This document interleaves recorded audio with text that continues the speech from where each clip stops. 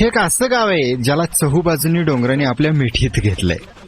या डोंगरातून खळखळ आवाज करत झऱ्याचं पाणी घेऊन एक बारमाही नदी वाहते. याच डोंगर उतारावर भाताची खाचरं, माड, फणस, आंबा, सुपारीच्या झाडांची गर्दी दिसते. मग या झाडांच्या गर्दीतून पाझरणारी पक्ष्यांची मधुर वाणी, टुमदार कोकणी घरं आणि आपुलकीने ओतप्रोत भरलेली इथली माणसं, असं ओसंडून वाहणारं निसर्ग सौंदर्य या गावाला लाभलंय. पण अहो, याही पेक्षा मुलखा वेगळेपण आम्ही इथे पाहिलं आणि आश्चर्यचकित झालो. ते म्हणजे या गावात आजही 24 तास डोंगरातून पाटाने झऱ्याचं पाणी वाहतं. या पाण्यात